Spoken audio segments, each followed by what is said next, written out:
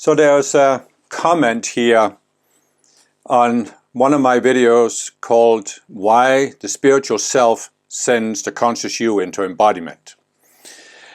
And the comment is, and that explains the distinction between soul and spirit.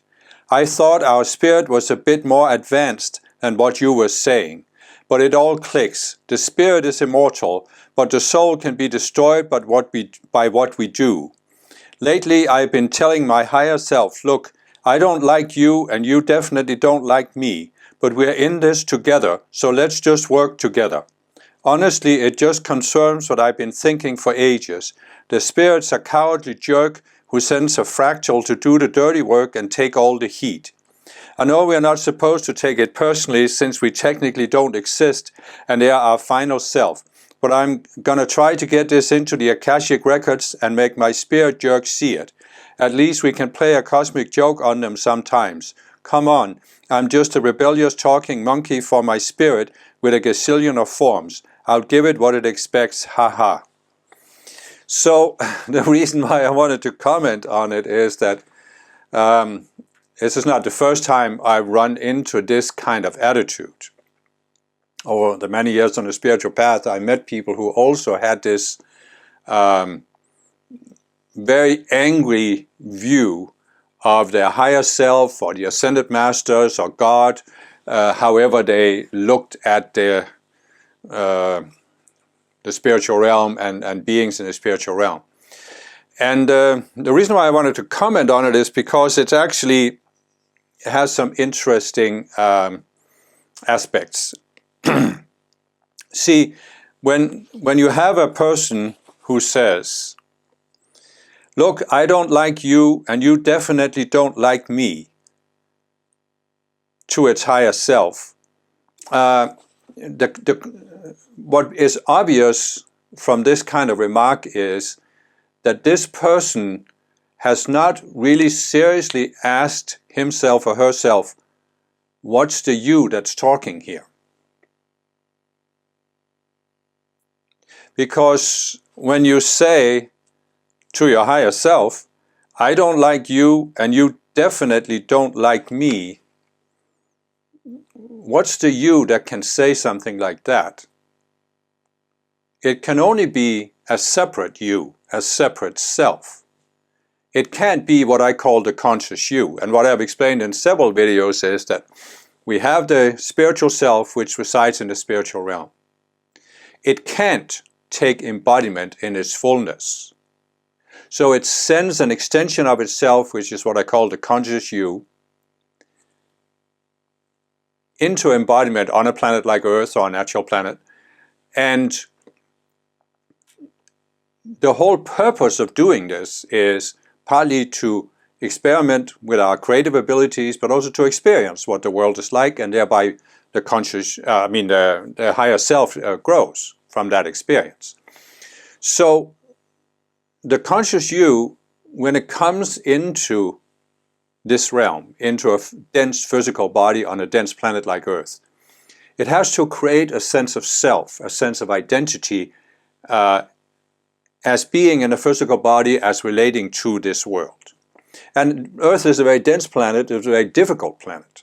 So it's not surprising that people can develop various kinds of these separate selves, a separate sense of identity that doesn't have a very pleasant experience. It's not surprising at all.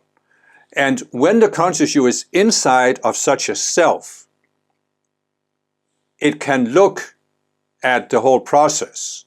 It can say, oh, life on Earth is just so unpleasant, and I'm the one who has to experience it. And therefore, my higher self is just sitting up there in the spiritual realm and is not experiencing the pain and the suffering that I'm experiencing. So it's a cowardly jerk that sent me to deal with all this stuff. It's understandable from a certain perspective. But what I'm saying is, it isn't the conscious you who is seeing it that way. It's a separate self. And what I'm saying is that the entire idea of the spiritual path is that the conscious you separates itself from these separate selves, these separate senses of identity.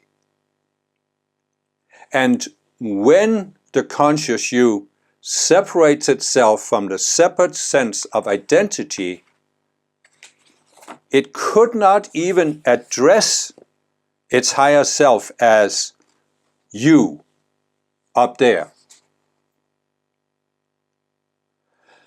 I understand that in the beginning, when you hear about Ascended Master teachings, you hear that we have a higher self in the spiritual realm.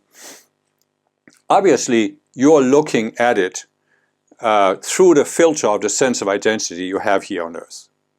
So you are seeing that I am here and the spiritual self is up there at a distance. It's the remote God in the sky. But this is not the conscious you directly relating to the higher self. This is not the conscious you seeing itself as an extension of the higher self.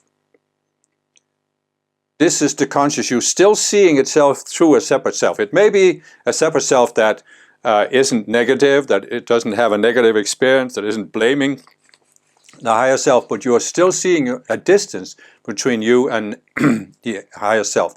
When you overcome that, you wouldn't even call your I am presence you. You don't even talk to your higher self.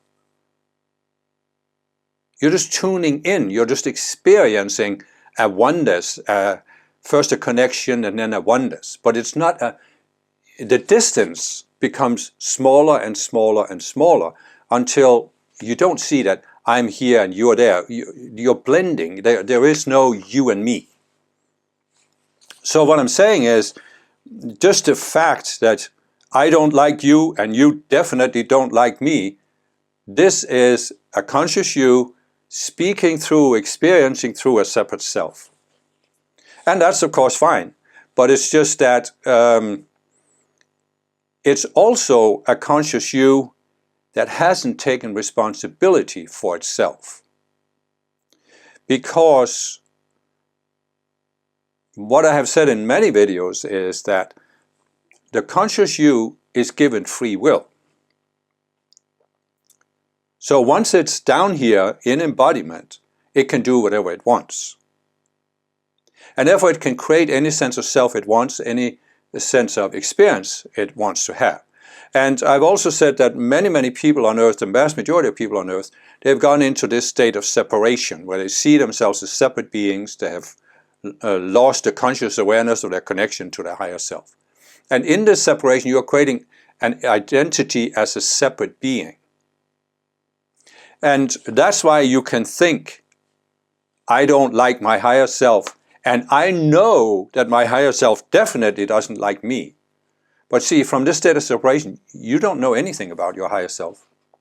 You have absolutely no experience, awareness of your higher self. You have an image, a mental image, that you are projecting on your higher self. But more importantly, you also have a mental image that you are projecting upon yourself. This is what I call a separate self that the conscious you is experiencing itself through. In other words, the conscious you isn't experiencing itself as it is. It's experiencing itself through a separate self.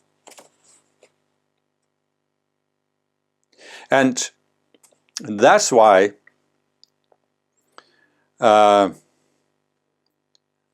it can say, the spirit's a cowardly jerk who sends a fractal to do the dirty work and take all the heat. But you see, the heat, the dirty work, is created by the conscious you creating these separate selves. And through that consciousness of separation, the duality consciousness, yes, you can only suffer, and it's just a matter of how intense the suffering becomes before you've had enough of it. So in a sense, the way I would read this comment is that this person, it sounds like the person has had enough of the suffering here on earth. But it's just the person hasn't stepped back and said, is the suffering inevitable? Can I only suffer? Or am I suffering because I have created these separate selves that can only suffer? What I have explained in several videos is the separate selves are created based on this duality consciousness, and they can only suffer because there's always the contradictions between the dualistic polarities. So the separate selves can only suffer. And if you go far enough back, there was a point where the conscious you made the choice to go into separation. It didn't have to do this. It wasn't forced to do this. The spiritual self didn't force the conscious you to go into separation. The conscious you chose to do it. But because the conscious you has forgotten this, it thinks it was forced upon it. See, and this is why I thought it was an interesting comment, because the difference between seeing yourself as a connected being and seeing yourself as a separate being is that when you go into separation, you can't take responsibility and say, oh, I chose to do this, therefore my suffering is a consequence of my choices. When you go into separation, you see yourself as a separate being, so you think there's no way out of your current sense of identity that suffers. And the suffering is caused by outer conditions, you also think. So therefore you feel like a victim instantly. When you go into separation, you feel like a victim. You can only suffer because it's these outer conditions that are making you suffer. In reality, what makes you suffer is the separate selves you created in your emotional, mental, and identity bodies. And you, the conscious you, is experiencing the world through the filter of those selves. Like I've said, you put on yellow glasses, the sky looks green. You put on separate selves, life looks like suffering. Like the dirty work and take all the heat. But you, the conscious you, created this. And this is what you see when you're connected. You see that if you don't like your current experience, you can transcend your sense of self, rise higher on the levels of consciousness, so you don't suffer. But when you are in separation, you can't admit that you created it, and therefore you think, the I Am Presence forced you to be here and suffer. No. The I Am Presence, yes, the I Am Presence put you here and gave you free will. The suffering is your own choice. And the importance of admitting this is that if you have chosen to create the subconscious selves that suffer, you can also, by becoming consciously aware of this, you can choose to uncreate these subconscious selves so you no longer suffer. The whole idea of the spiritual path has been talked about for thousands of years by mystics of all kinds, is you don't have to suffer.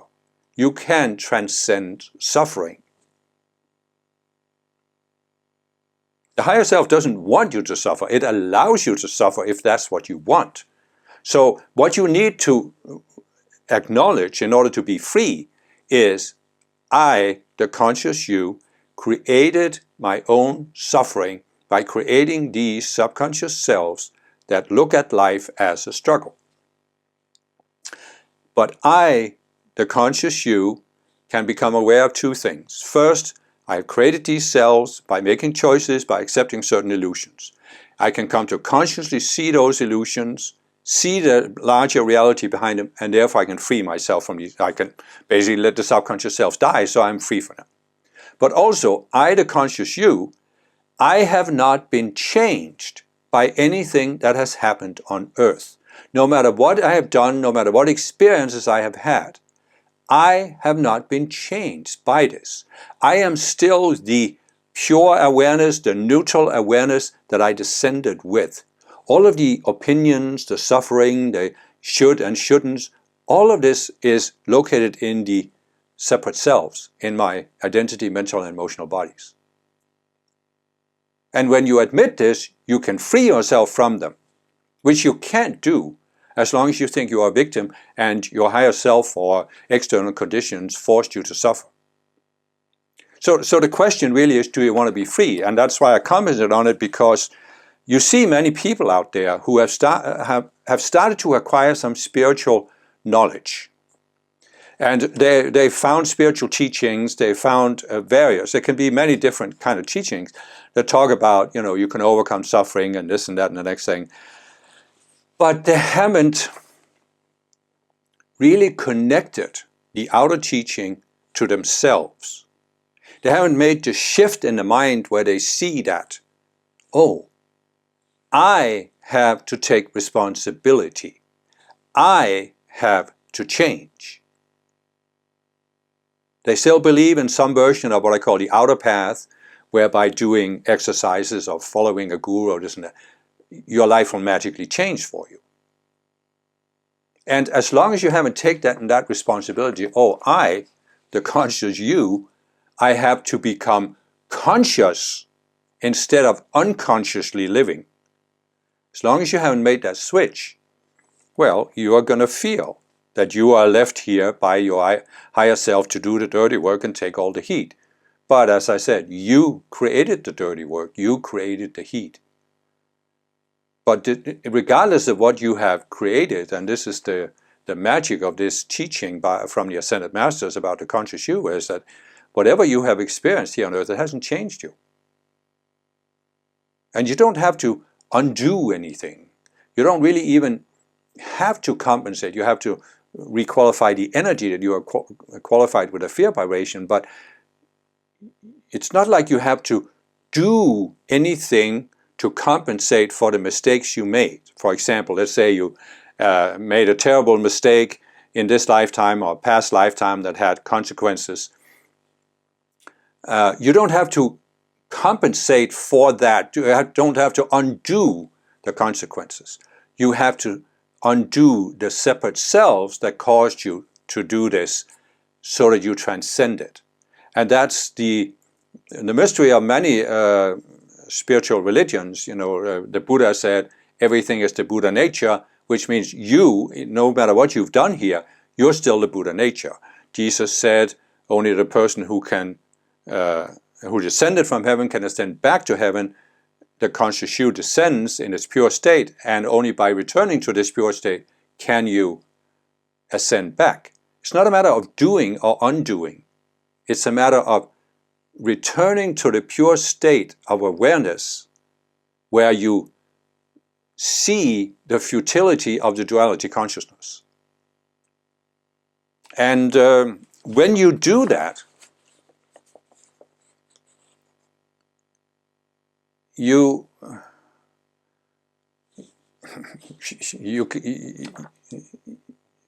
things lose their sense of importance. They even lose their sense of reality. The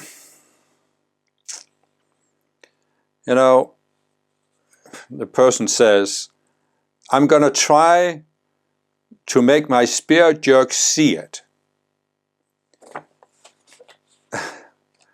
It's not a matter of the spiritual self seeing anything. It's a matter of the conscious you seeing something. You should rather make yourself see something. In other words, if you want to be free from suffering, you need to free yourself from the self that is always projecting out. Because see, I'm going to try to make my spirit jerk see it. Well, this is a self that's projecting out. Oh, if I can just make my higher self see how much I'm suffering down here, it will mean something. And this is what I'm saying. This is what happens when the conscious you goes into separation, creates these selves based on duality. You go into what I have called the epic mindset. And I actually have a video on ego dramas, the epic dramas, the origin of epic dramas. And all of a sudden, it means something. And this is another aspect of this. When we go into this separation, we want everything to mean something. Whatever we have experienced down here, we want it to have some cosmic importance. But the importance it had was, there's two levels when you have experiences on earth. There's two levels of it. One is what happens in the I am presence, the higher self. The I am presence has excuse me, experiences based on what happens to you. The I am presence has experiences that are stored in your causal body, that are long-term experience that helps you, because your I am presence really is you, expand your sense of self. The conscious you, the importance of the conscious you is not the experience you are having. For the conscious you, the importance is that, as I've set up in my analogy about the reality simulator, you can have two experiences in the reality simulator, immersion and awakening.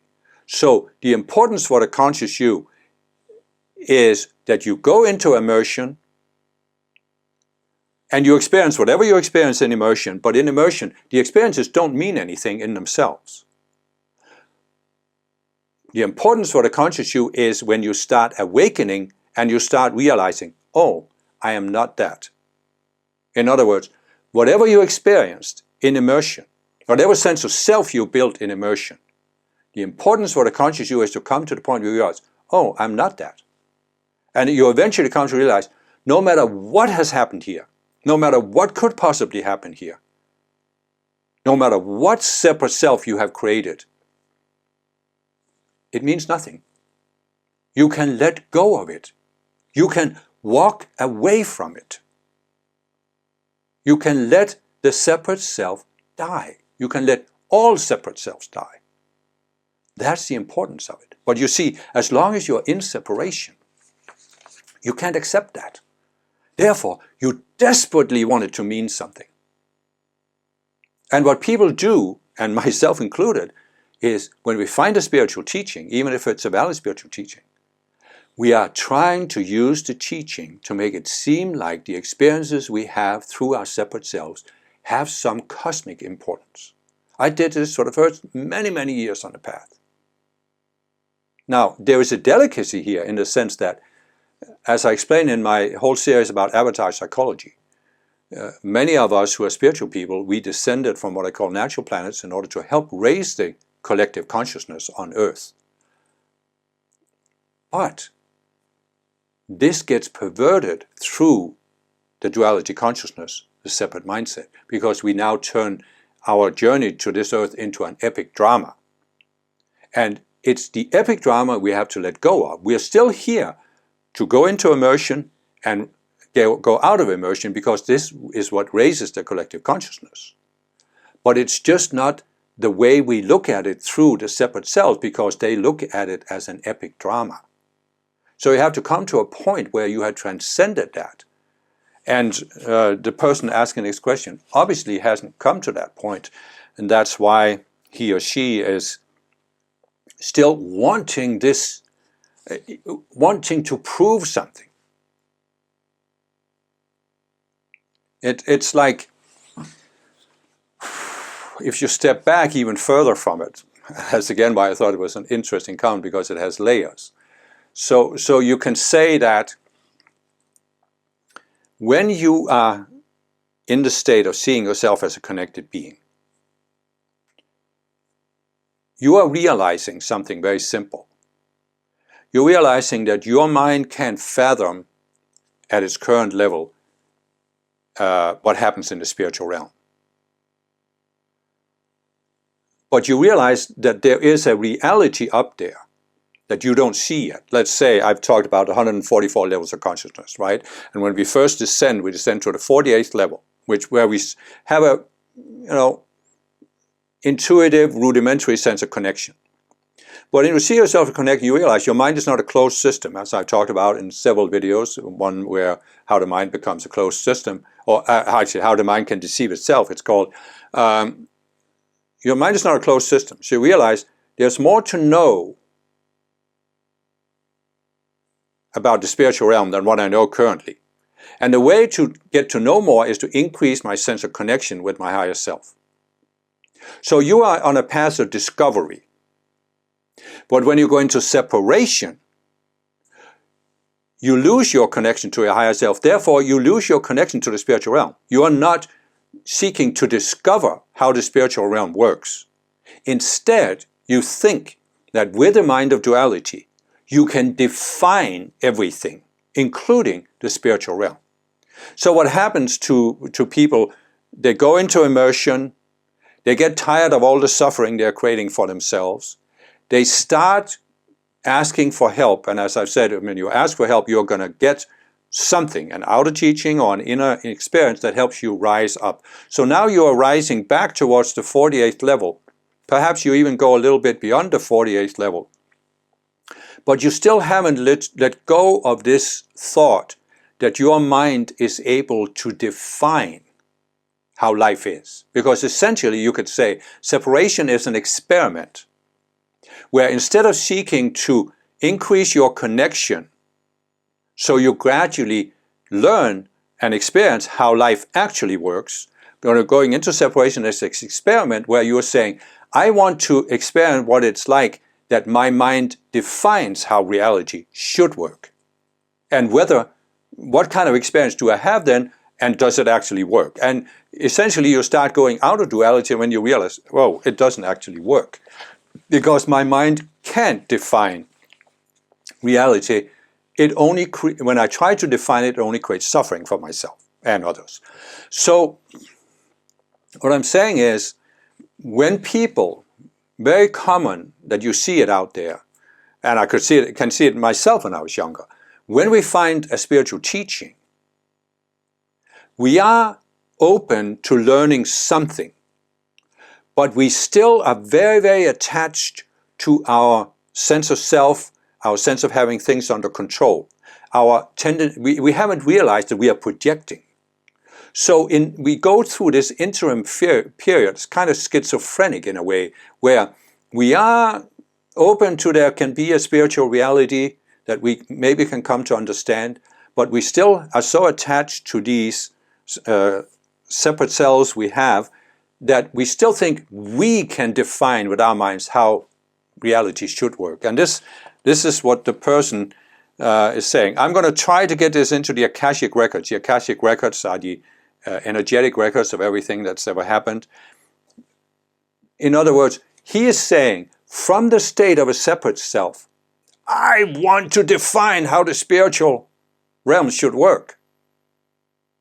But see, this is the decisive moment you can come to on the spiritual path, is when you realize the futility of trying to define how the spiritual realm should work especially, but even how life on earth should work.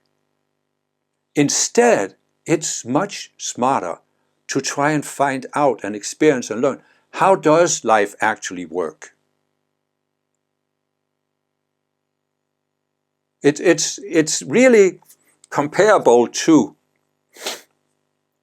if you go back in the Middle Ages, what was the worldview they had back then, promoted by the Catholic Church?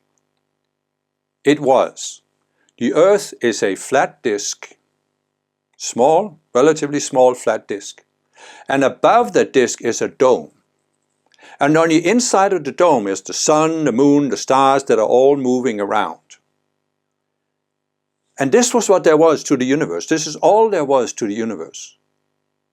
This flat disk, let's just say it was the diameter of the earth right now. And then the dome above it. You can see it was a pretty small environment. This was all there was to the universe. Beyond the dome, there was God and the angels. That was heaven.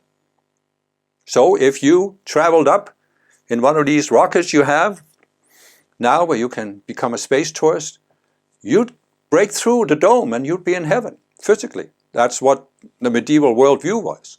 So all I'm trying to say is, when you look at this, you can see it was completely self-centered.